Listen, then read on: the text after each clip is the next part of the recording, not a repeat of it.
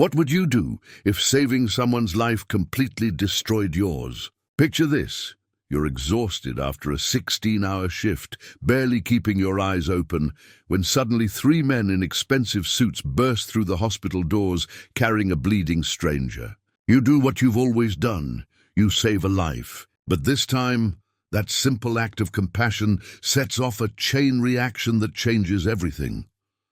Emily Carter thought she knew what her life looked like. Predictable shifts at the emergency room, quiet evenings with her cat, and a routine so steady it could set a clock. She had no idea that treating one knife wound would turn her peaceful existence into a high-stakes thriller where powerful men play games with human lives.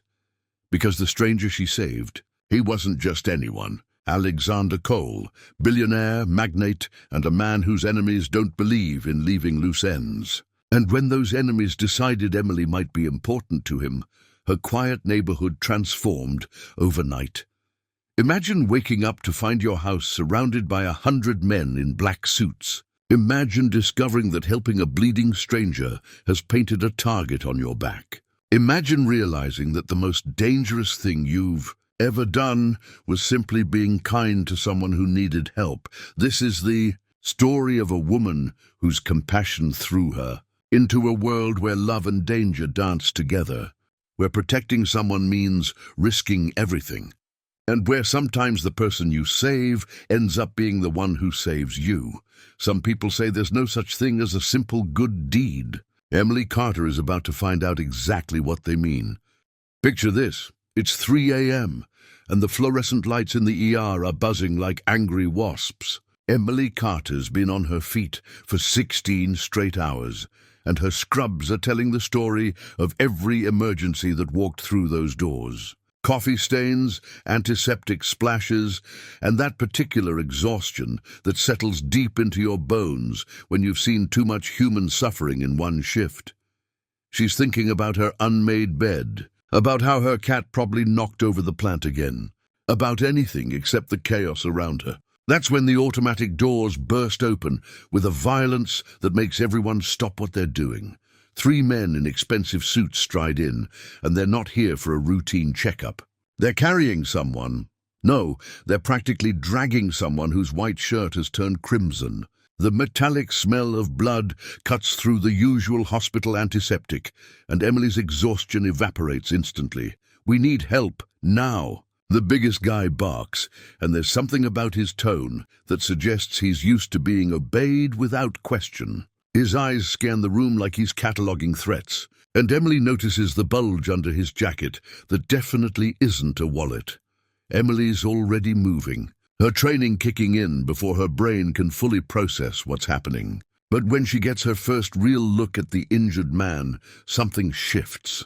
Alexander Cole, though she doesn't know his name yet, has the kind of face that stops you cold. Not because he's conventionally handsome, though there's something striking about those sharp cheekbones and the way his dark hair falls across his forehead.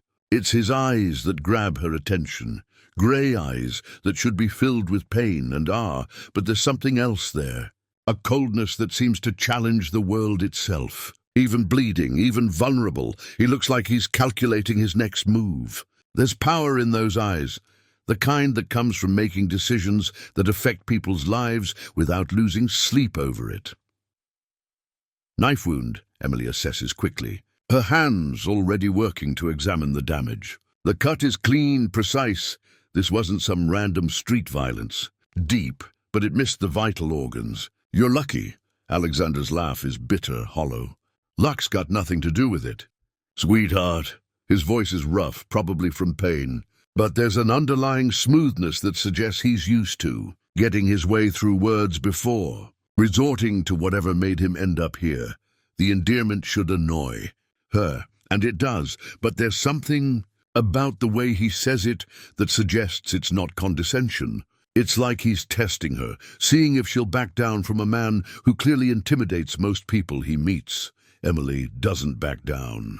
She never has. Well, lucky or not, you're bleeding all over my table, so let me do my job. Her voice carries that particular brand of authority that comes from years of dealing with difficult patients. Rich or poor, bleeding is bleeding. Though something tells her this particular patient is definitely on the rich side of that equation. As she works, cleaning the wound with practiced efficiency, she notices things. The way his breathing stays controlled despite what has to be significant pain, like he's had practice managing discomfort. The expensive watch on his wrist, probably worth more than she makes in a year. The subtle nod he gives to his men, who immediately step back to give her room to work, but position themselves strategically around the room. These aren't bodyguards. They're something else entirely. What happened? She asks, though she's not sure she wants the answer. Wrong place. Wrong time, Alexander replies. But his eyes suggest it was exactly the right place at the right time, for someone else's purposes. There's a story here, one that probably involves the kind of people Emily's spent her entire life avoiding. Emily's hands are steady as she begins stitching, but her mind is racing. This isn't some bar fight gone wrong or a mugging. The precision of the cut, the way these men carry themselves, the casual way Alexander talks about violence, it all points to something much darker. Something that doesn't belong in her orderly world of medical procedures and predictable emergencies. You should probably call the police, she suggests. Though something tells her that's exactly what he won't do, Alexander's smile is sharp, dangerous. No police. This stays between us. His tone makes it clear this isn't a request or even a suggestion. It's a fact, delivered with the confidence of someone who's used to making facts out of preferences. It's not a request, Emily wants to argue. She should argue, but there's something about the way he's looking at her that stops the words in her throat. It's not a threat, exactly. It's more like a warning wrapped in something that might be concern, like he's genuinely trying to protect her from something she doesn't even understand yet. Listen, he says, and his voice drops to something almost gentle. I appreciate what you're doing, but you don't want to get involved in this. Trust me on that. There's something in his eyes when he says it, a flicker of something that might be regret. Like he's already involved her just by being here. She finishes the last stitch in silence, her movements automatic while her mind processes what he's really saying. This man, this stranger who's bleeding in her ER, is trying to protect her from something she doesn't even understand yet. The question is whether she wants to be protected. There, she says, stepping back to examine her work. Keep it dry, change the bandage daily, and if there's any sign of infection... I know the drill, Alexander interrupts, already sitting up despite her obvious disapproval. The man moves like someone who's been hurt before, like he knows exactly how much his body can take, and when to push through. The pain, he reaches into his jacket, the one that's probably custom-tailored and definitely ruined, and pulls out more cash than Emily sees in a typical month. He places it on the bedside table with the casual gesture of someone for whom money is just a tool, not something to be carefully counted and budgeted.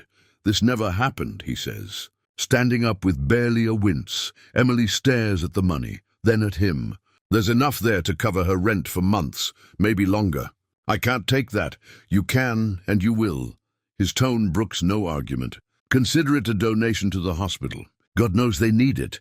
He gestures around at the aging equipment, the worn furniture, the general air of an institution that's doing its best with too little funding. He's right about that. The hospital's always short on funding, always needing newer equipment, better supplies. But taking money from this man feels like accepting something she's not ready to accept. Like crossing a line she didn't even know existed until this moment. Alexander's already moving toward the door, his men flanking him like a personal army. But he pauses, turns back, and for a moment that mask of cold control slips just enough for her to see something else underneath. Something that might be loneliness or exhaustion, or the weight of carrying secrets that would crush most people. Stay out of trouble. Emily Carter, he says, and she realizes he knows her name without her ever having told him. Which means he's looked into her, learned about her, made her his business in ways that should terrify her. Then he's gone, leaving nothing but the lingering smell of expensive cologne mixed with blood, and a pile of cash that represents more complications than Emily's simple life can handle.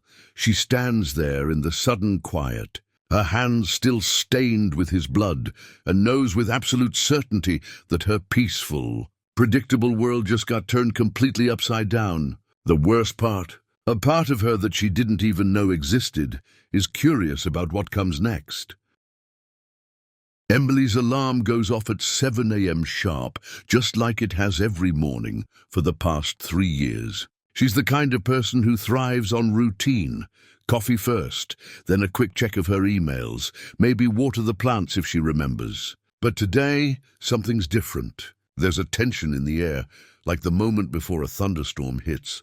When even the birds go quiet, she shuffles to her kitchen window, still wearing yesterday's scrubs because she was too exhausted to change. When she finally got home, the fabric still carries the faint scent of antiseptic and something else, something metallic that reminds her of Alexander's blood on her hands. What she sees through the glass makes her blood run cold. Men, dozens of them, all wearing identical black suits that probably cost more than her monthly salary, all standing with the kind of military precision that suggests they're not here to sell insurance or ask about her car's extended warranty. They're positioned around her modest duplex like pieces on a chessboard, each one with a clear line of sight to her front door. Each one carrying himself like violence is just another tool in his professional toolkit. Emily's coffee mug slips from her fingers, shattering on the linoleum floor. The ceramic fragments scatter like her sense of normalcy, and the dark liquid spreads across the worn flooring like spilled secrets. The sound echoes through her quiet kitchen, but none of the men outside even flinch. They're professionals, and something tells her they've heard worse sounds than breaking dishware. Her phone buzzes against the counter, the vibration unnaturally loud in the sudden silence. Unknown number, but somehow she knows exactly who it is before she even answers. "Miss Carter, please don't be alarmed." The voice is calm, authoritative, with just a hint of an accent she can't place. Maybe military, maybe something else entirely. "My name is Marcus Hale. I work for Mr. Cole. I believe you two met last night." Emily's grip tightens on her phone until her knuckles go white. "What do you want?" "Why are there men surrounding my house like I'm some kind of criminal?" "For your protection, Miss Carter. Mr. Cole has reason to believe that certain parties may view you as a person of interest following last night's events. These men are here to ensure your safety." There's a pause, and she can almost hear him choosing his words carefully. "I understand this must be overwhelming, but I assure you, their presence is purely precautionary." The way he says certain parties makes her skin crawl. It's the kind of euphemism people use when the truth is too ugly to say out loud. When the reality involves things that happen in dark alleys and abandoned warehouses, not in suburban neighborhoods where the biggest crime is usually someone forgetting to bring in their trash cans. "I didn't ask for protection," Emily says. But even as the words leave her mouth, she's remembering Alexander's warning. "Stay out of trouble," he'd said, like he knew something she didn't, as if trouble was something that might come looking for her, whether she wanted it or not. Nevertheless, it's necessary. Mr. Cole will be in touch shortly to explain the situation more thoroughly. In the meantime, I'd recommend staying inside until we can arrange a secure meeting. The line goes dead, leaving Emily staring at her phone like it might suddenly start making sense. She lives in a quiet neighborhood where the biggest excitement is usually Mrs. Henderson's cat getting stuck in a tree or the occasional teenager playing music too loud. This kind of thing doesn't happen to people like her. People who work double shifts and worry about paying rent and have never so much as gotten a speeding ticket. But apparently, it does. She spends the next hour trying to pretend everything's normal. Going through the motions of her usual morning routine, like muscle memory, might somehow restore order to her world. She takes a shower, letting the hot water wash away the lingering smell of the hospital and the memory of grey eyes that seemed to see right through her. She changes clothes, choosing jeans and a sweater because somehow her scrubs feel too connected to the mess she's found herself in. She even attempts to eat breakfast, though the toast tastes like cardboard and the orange juice might as well be acid. But every time she looks out a window, they're still there. Silent sentinels in expensive suits, turning her safe little world into something out of a crime thriller. She counts them, 12 that she can see, probably more that she can't. Each one stands like he's been carved from stone. Professional and patient in a way that suggests they've done this before. Her neighbor, Mrs. Rodriguez, knocks on the door around 9 a.m., and Emily nearly jumps out of her skin at the sound. The older woman is holding a casserole dish, because Mrs. Rodriguez's solution to every crisis involves food, and wearing the expression of someone who's seen too many telenovelas not to recognize drama when it's happening in real life. "Mija," she says the moment Emily opens the door. Her dark eyes wide with concern and curiosity. "What did you do?" "I didn't do anything," Emily protests, but it sounds weak even to her own ears. Because technically that's not true. She did something. She helped a stranger, a bleeding stranger, who turned out to be connected to the kind of people who station armed guards around houses in quiet neighborhoods. Mrs. Rodriguez peers over Emily's shoulder, taking in the state of the kitchen with its broken mug and spilled coffee, then glances meaningfully at the nearest suited figure. "Men like that don't just show up for nothing, honey. You in some kind of trouble? Because if you are, you know you can tell me, see? I may be old, but I'm not helpless." Before Emily can answer, her phone rings, the sound cutting through the morning air like a blade. Alexander Cole's name appears on the screen, though she has no memory of giving him her number. Of course, a man who can surround her house with private security probably doesn't need her permission to get her contact information. "We need to talk." His voice is as commanding as she remembers. But there's something else there now. Something that might be concern or guilt or the weight of consequences he's trying to manage. You think? Emily's sarcasm is sharper than usual, but she figures she's earned the right to be a little snippy when her morning routine includes counting armed men in her front yard. "Not over the phone. Marcus will bring you to me. I'm not going anywhere with Emily." The way he says her name stops her cold. It's not harsh, but there's an urgency there that cuts through her anger like a knife. "Please, this isn't a game, and it's not about control. There are people who would hurt you to get to me, and I can't let that happen." The line goes quiet for a moment, and Emily realizes she's holding her breath. There's something in his voice that suggests this isn't about power or manipulation. It's about fear. Not fear of her, but fear for her, and that somehow makes everything infinitely more terrifying. 5 minutes, she says finally. "That's all you get. That's all I need." Rumors spread faster than wildfire in Alexander Cole's world, and Emily Carter found herself at the center of whispers that grew more elaborate with each telling. The quiet ER nurse who'd simply done her job now had a reputation that preceded her into every room, every conversation, every stolen glance in hospital corridors. Alexander Cole's secret girlfriend, they called her. The phrase felt foreign on her tongue when she heard it whispered by colleagues, saw it typed in gossip columns, watched it become a trending topic on social media platforms she didn't even use. Emily hadn't asked for any of it. She'd patched up a bleeding stranger and somehow found herself painted as the woman who'd captured the heart of one of the city's most powerful men. The irony wasn't lost on her.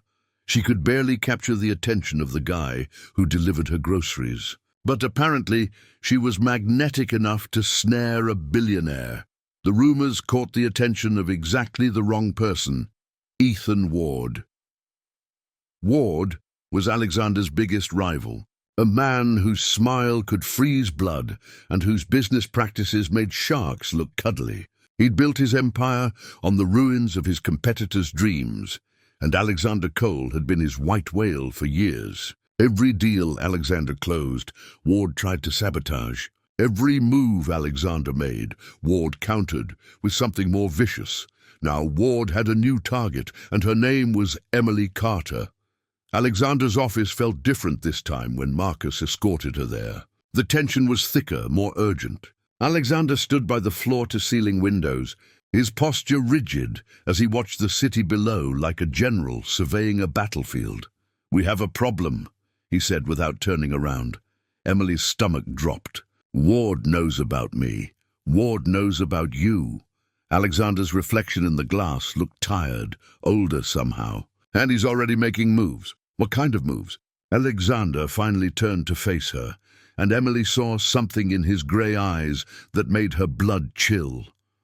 Fear.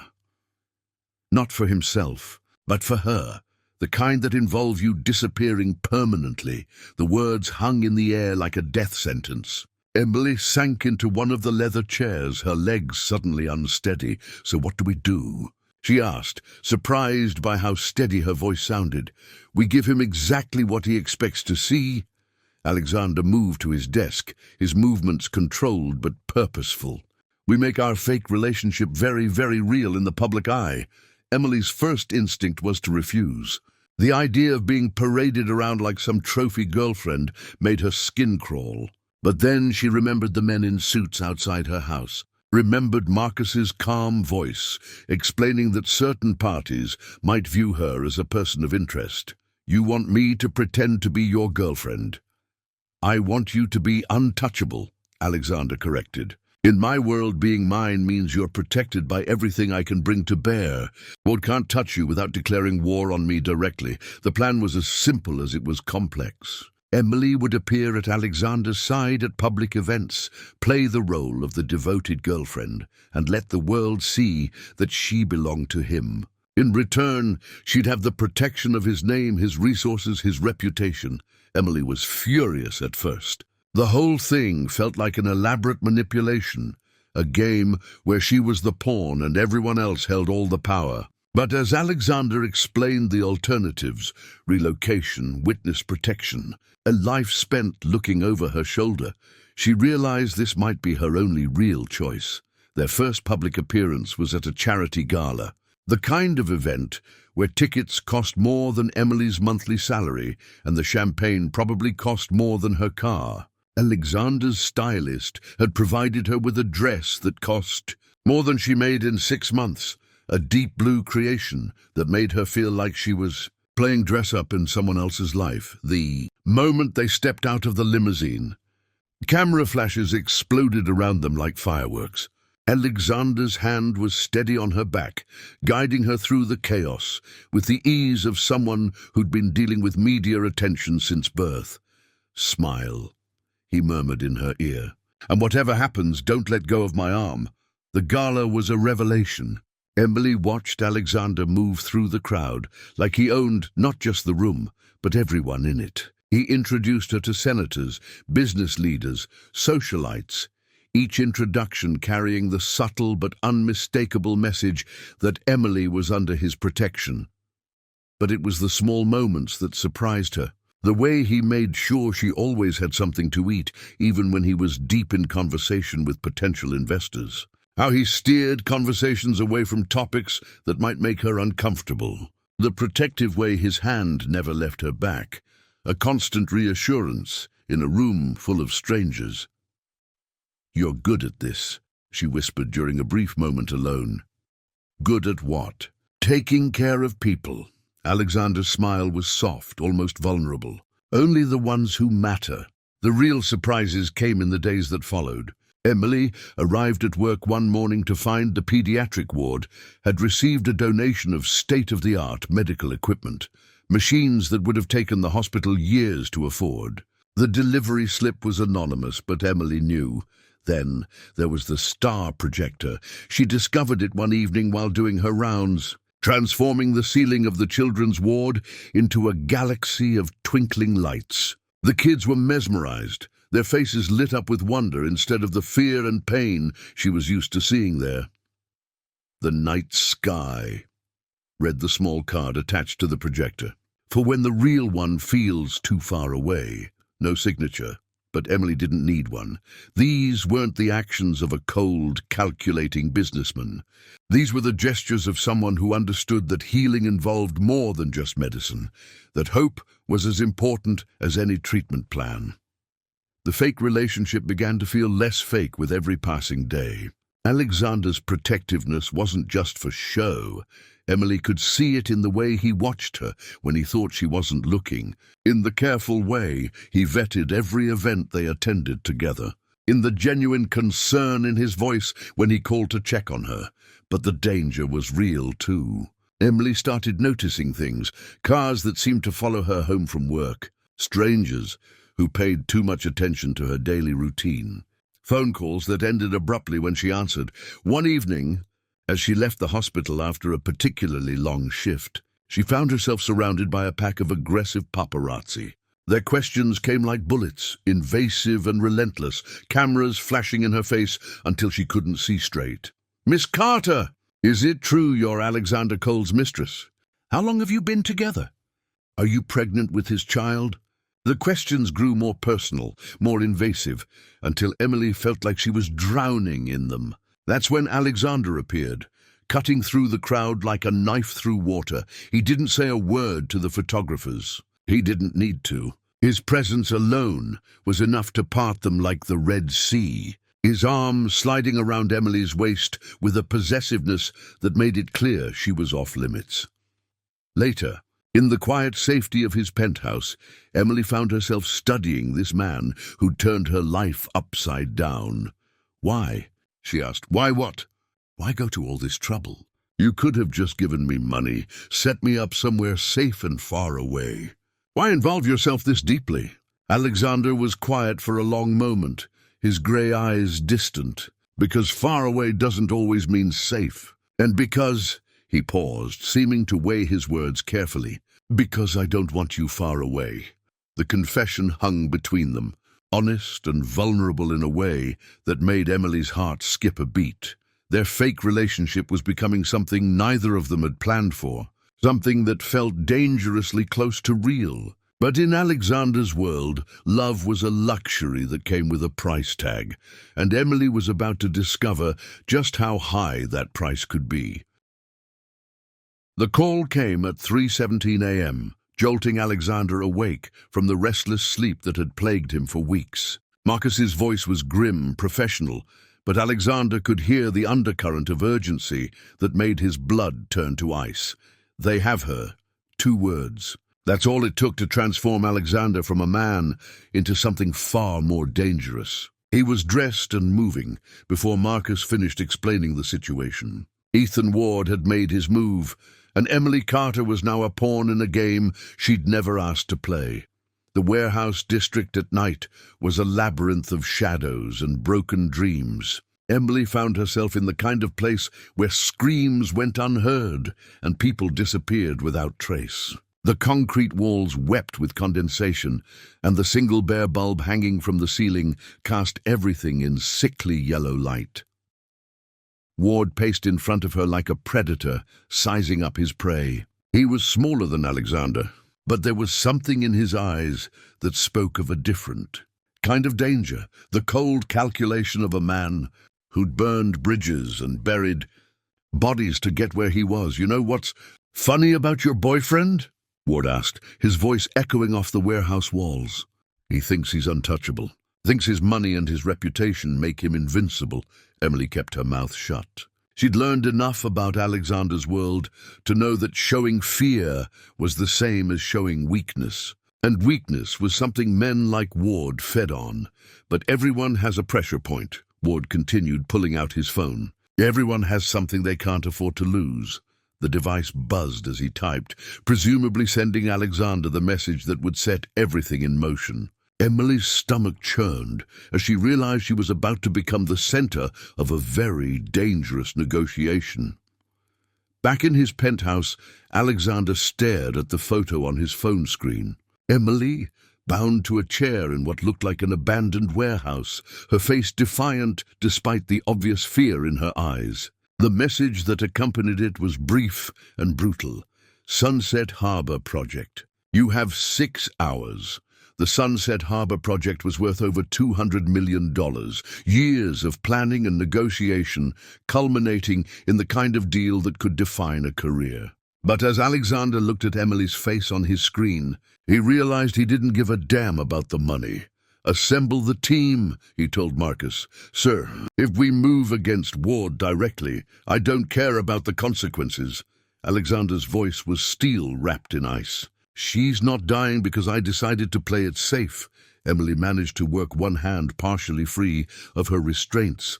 Her nursing training serving her well. She knew how to stay calm under pressure, how to think clearly when panic threatened to overwhelm.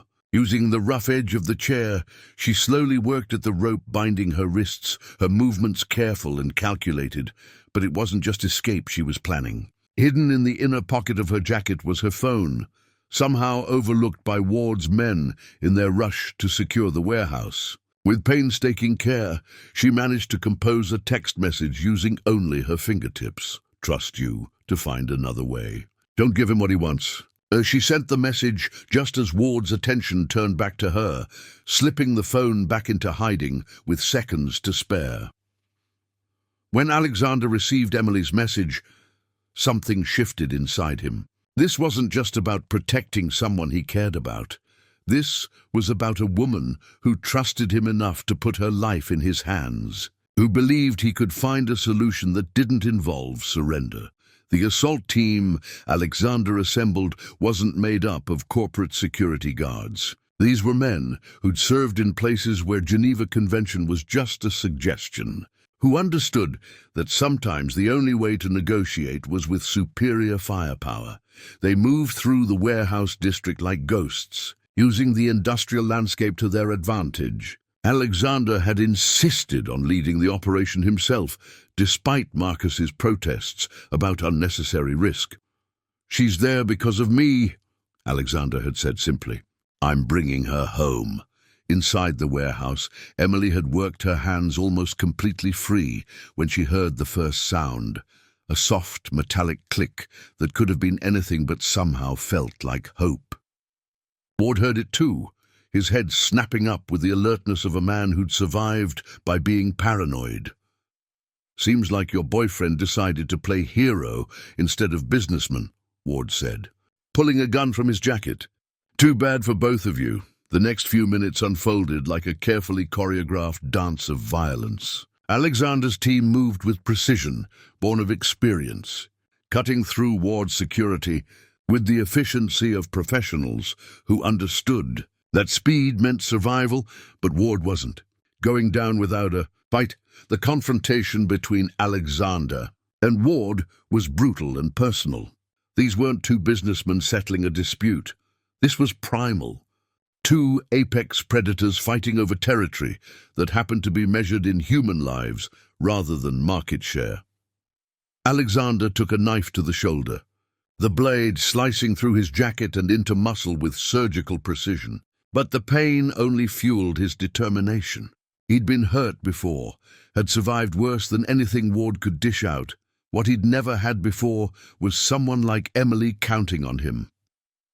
The fight ended with Ward unconscious on the warehouse floor, his own men either subdued or fled into the night. Alexander's first priority wasn't securing the scene or calling for cleanup. It was cutting Emily free from the chair that had held her captive. "Are you hurt?" His hands were gentle as he checked her for injuries, his voice rough with an emotion he couldn't quite name. "I'm okay," Emily whispered, though she was shaking like a leaf. "You're bleeding again." Even after everything, the kidnapping, the terror, the violence, she was worried about his injury. Alexander felt something crack open inside his chest, something that had been locked away for so long he'd forgotten it existed. The ride back to the hospital was quiet, except for the hum of the engine and Emily's occasional sharp intake of breath when Alexander moved wrong and aggravated his wound. She insisted on driving, claiming she needed something normal to focus on, something routine to anchor herself after the chaos. In the emergency room where their story had begun, Emily worked on Alexander's shoulder with hands that were steady, despite everything she'd been through. The familiar ritual of cleaning, suturing, bandaging helped ground them both in something real and immediate. "This is becoming a habit," she said, trying to inject some lightness into the moment. "Not one I plan to continue," Alexander replied. "I'm sorry, Emily, for all of it, for the danger, for dragging you into this world, for not being strong enough to walk away before you got hurt." Emily's hands stilled on the bandage she was securing. "You think I want you to walk away? I think you deserve better than a life where getting kidnapped is a Tuesday." Emily stepped back, finally meeting his eyes directly. What she saw there wasn't the cold calculation she'd first encountered, or even the protective intensity that had driven him to rescue her. It was vulnerability, raw and honest and terrifying in its completeness. "Alexander," she said softly, "what if I told you I love you?" The words hung between them like a bridge across an impossible chasm. Alexander's breath caught, and for a moment Emily thought she'd miscalculated, revealed too much too soon.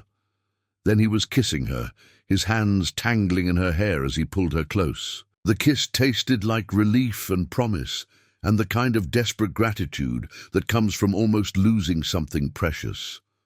"I love you too," he whispered against her lips. "I love you, and I'm terrified of what that means."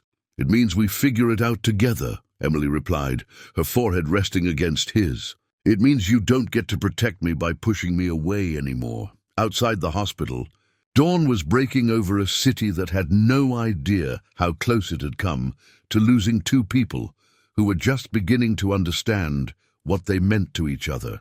But inside that small treatment room, surrounded by the familiar beeping of monitors and the antiseptic smell of healing, Emily and Alexander held each other and knew that whatever came next, they wouldn't face it alone.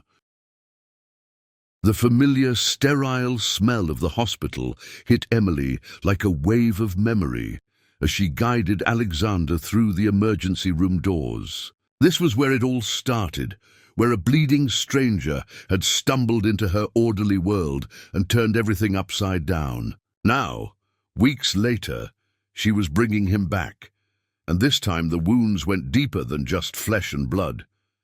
Alexander's shoulder was a mess. The rescue had cost him more than he'd let on during the adrenaline-fueled escape from the warehouse.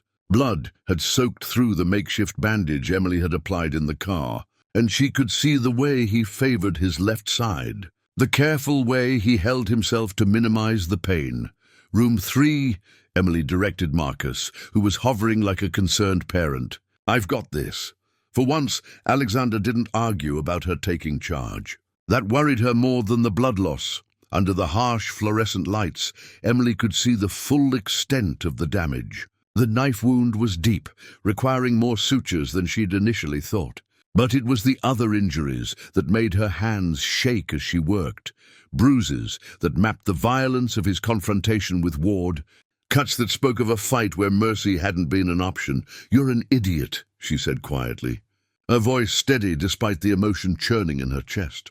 "A complete, reckless idiot." Alexander's laugh was weak but genuine. "Tell me how you really feel, sweetheart." "Don't." The word came out sharper than she intended. Emily paused in her suturing, her hands trembling slightly. "Don't joke about this. Do you have any idea what it was like watching you walk into that warehouse, knowing you might not come out?" The silence stretched between them, filled only by the soft beeping of monitors and the distant sounds of the emergency room beyond their curtained sanctuary. "I couldn't lose you," Alexander said finally, his voice rough with exhaustion and something deeper. "The thought of Ward hurting you because of me. I would have burned down half the city to get you back." Emily's hands stilled on the bandage she was applying. "And what about me? What if I'd lost you? Did you think about that when you decided to play hero?" "Emily, no, listen to me." She stepped back, finally meeting his eyes directly. "You want to know what terrified me most in that warehouse? It wasn't Ward or his threats or even the thought of dying. It was the idea that I might never see you again, that I'd never get the chance to tell you how I really feel." Alexander's grey eyes searched her face, looking for something he was afraid to name. "How do you feel?" The question hung in the air between them like a bridge she could either cross or burn. Emily had spent her entire life playing it safe, choosing the predictable path, avoiding the kind of messy complications that came with powerful emotions and dangerous men. But sitting here in this sterile room, looking at a man who'd risked everything to save her. They felt like the most dangerous choice of all. "I love you," she whispered, the words coming out like a confession. "I love you, and it scares the hell out of me because I never planned on loving someone like you. Someone who makes billion-dollar deals and has enemies and carries the kind of scars that come from living in a world I don't understand." Alexander's breath caught, his eyes closing briefly like he was absorbing a physical blow. "I love you," Emily continued, gaining strength from saying the words out loud. "And I hate that you think your job is to protect me by pushing me away. I hate that you believe I'm too good for your world when all I want is to be part of your world." Whatever that looks like, when Alexander opened his eyes, they were bright with unshed tears and something that looked like wonder. "I was wrong," he said quietly. "That first night when I told you not to get involved. I was wrong about everything." "Alexander, no, let me finish." He reached for her hand with his good arm, his fingers intertwining with hers like they'd been designed to fit together. "I spent so many years believing that caring about someone meant putting them in danger, that love was a weakness my enemies could exploit. But you, God, Emily, you make me stronger, not weaker. You make me want to be the kind of man who deserves someone like you." Tears were sliding down Emily's cheeks now, but she didn't care. "You already are that man. You think I fell in love with Alexander Cole, the billionaire? The man in the expensive suits who owns half the city? I fell in love with the man who donated medical equipment to sick children. The man who kissed me in a hospital room and made me feel like I was the most important thing in his world." "You are," Alexander said simply. "You're the most important thing in my world. You're the only thing that matters." The kiss that followed was different from their first, less desperate, more certain. It tasted like promises and forever, like two people who'd finally stopped running from what they felt and decided to run toward it instead.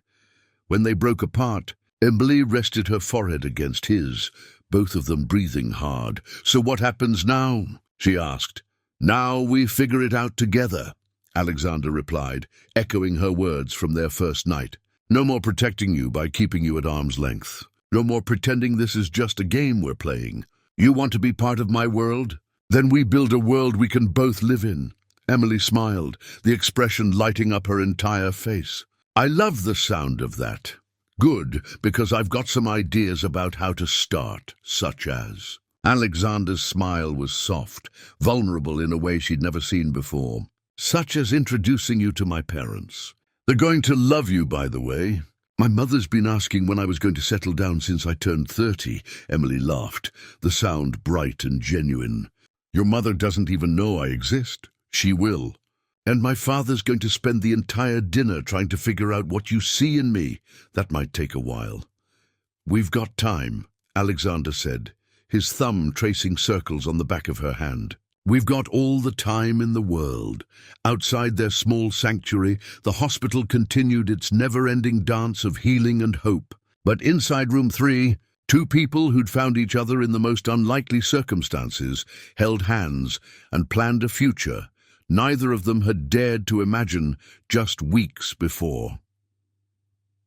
Emily knew there would be challenges ahead. Alexander's world wasn't going to suddenly become safe just because they'd admitted their feelings. There would be more threats, more dangerous situations, more moments when she'd have to watch the man she loved walk into harm's way. But there would also be quiet mornings and shared laughter and the kind of partnership that could weather any storm. There would be a love strong enough to face whatever came next, forged in fire and tempered by trust. "I should probably get you home," Emily said eventually, though she made no move to let go of his hand. "Your place or mine?" Alexander asked with a grin that was pure mischief. "Yours has better security, practical and beautiful." "Have I mentioned I love you?" "You could mention it more often." "I love you, Emily Carter. I love you, and I'm never letting you go."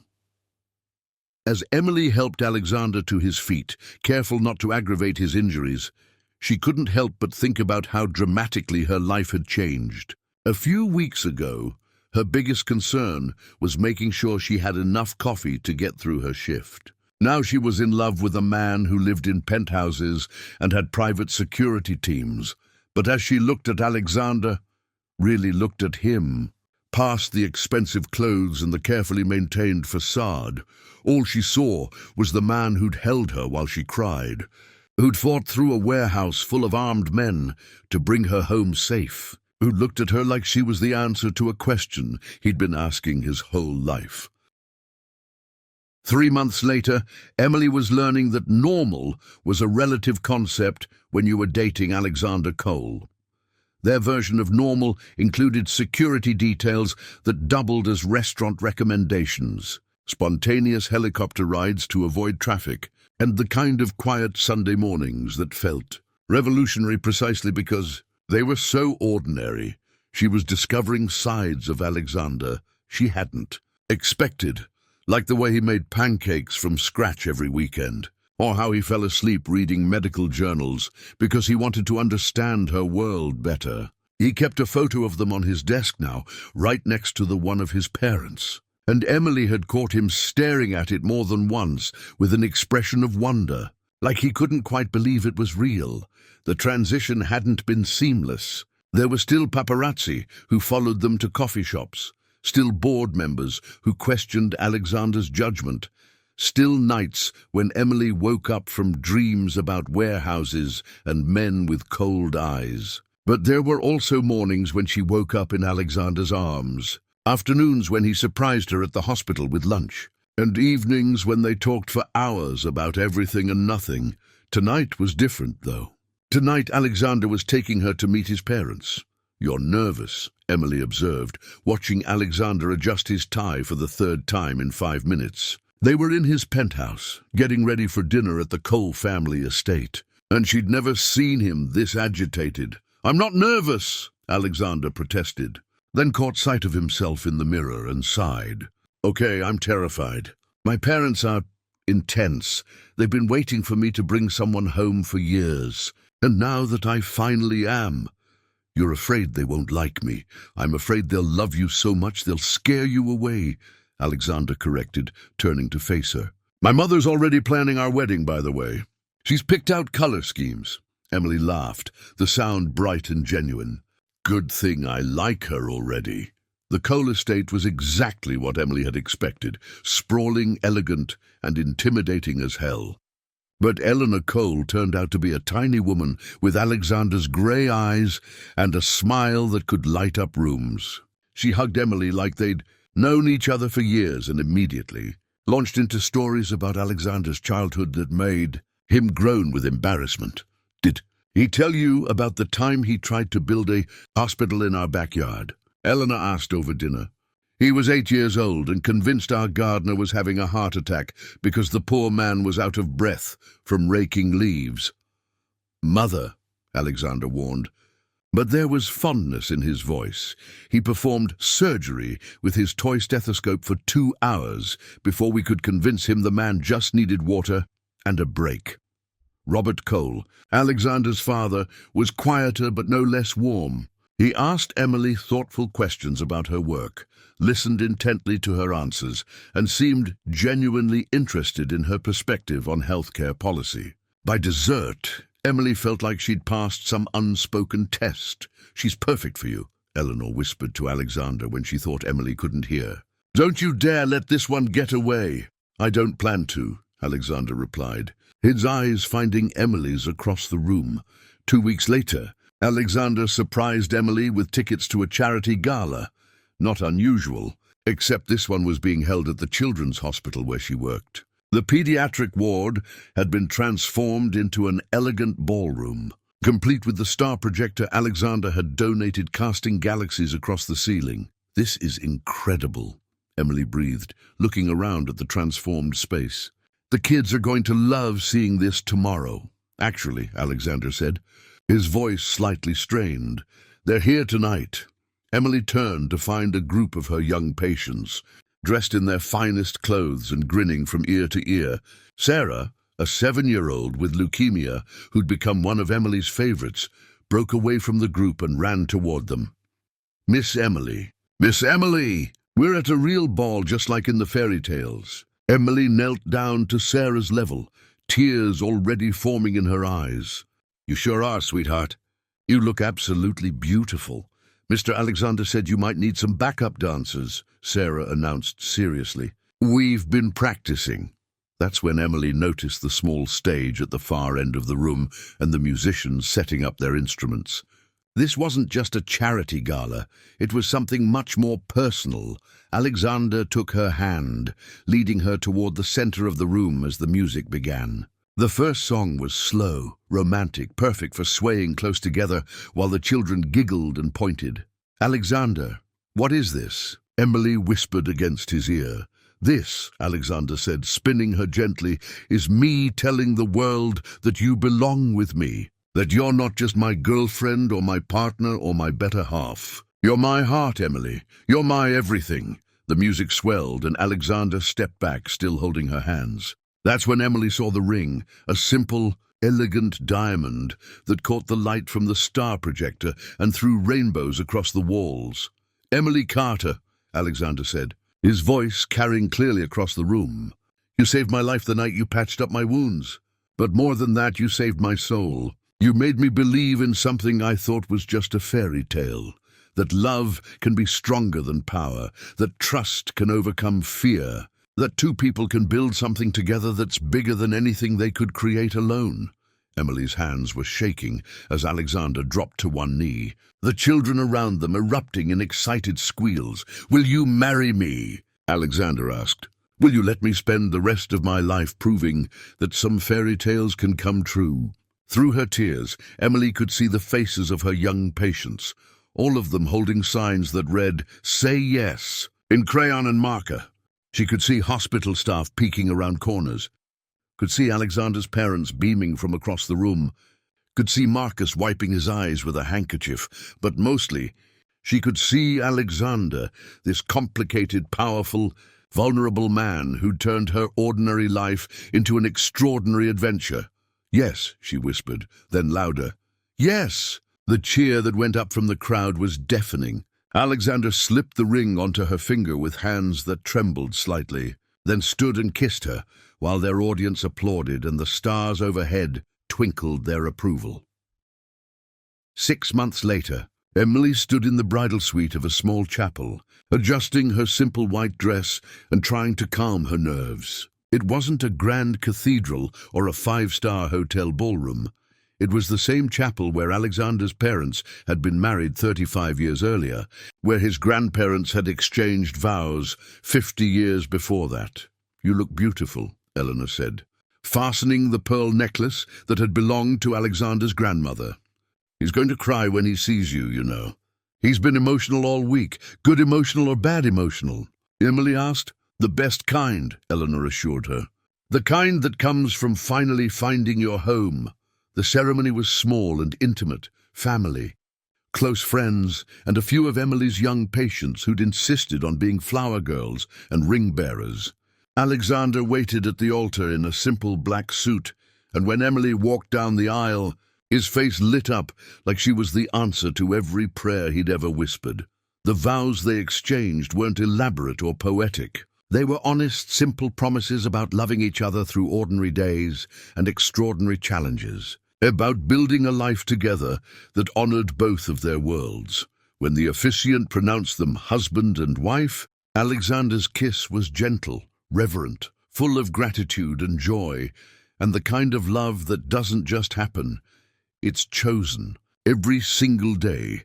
Later, at the reception held in Alexander's parents' garden, Emily found herself alone with her new husband for a few precious minutes. They swayed together on the makeshift dance floor, surrounded by twinkling lights and the laughter of people who loved them.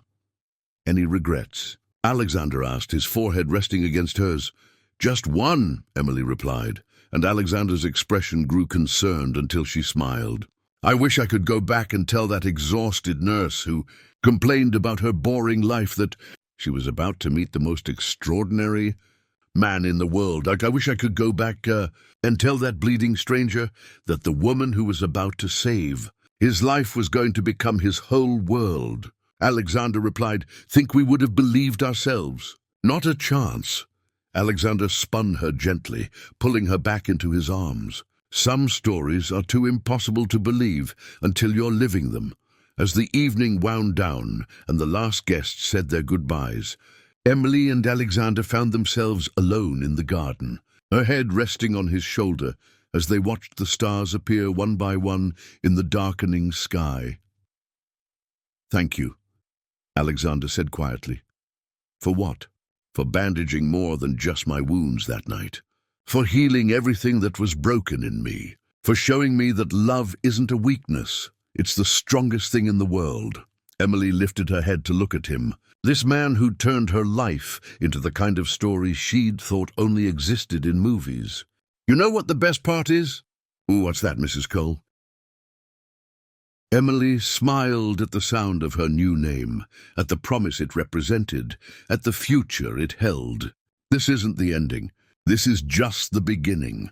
And as Alexander kissed her beneath a canopy of stars, Emily knew that whatever came next, whether it was quiet Sunday mornings or dangerous adventures, ordinary days or extraordinary challenges, they would face it together, their love strong enough to conquer anything.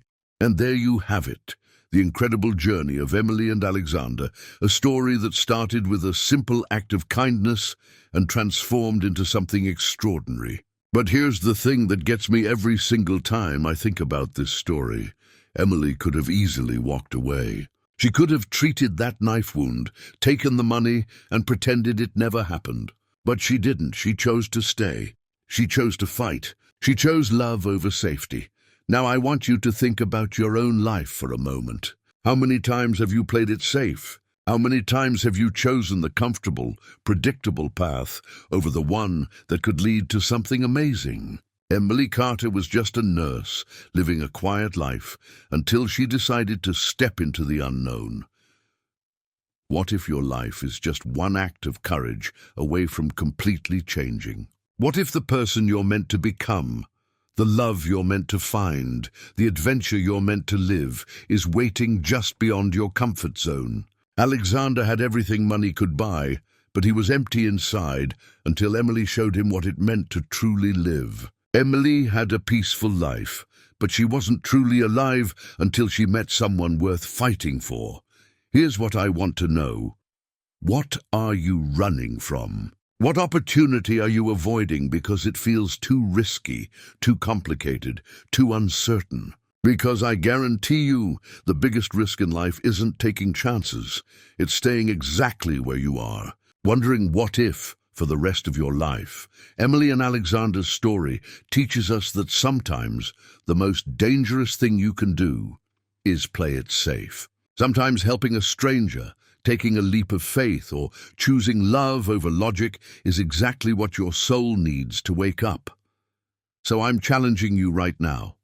What's your warehouse? What's the scary situation you need to face head-on? What's the person you need to fight for, or the dream you need to chase, or the conversation you need to have? Your extraordinary life is waiting for you to be brave enough to claim it. If this story touched your heart, if it made you think about your own life differently, make sure to subscribe to this channel and hit that notification bell. Because I've got more stories like this, stories that don't just entertain you, but transform the way you see love, courage, and what's possible when you refuse to settle for ordinary. Your adventure is waiting. The question is, are you brave enough to begin?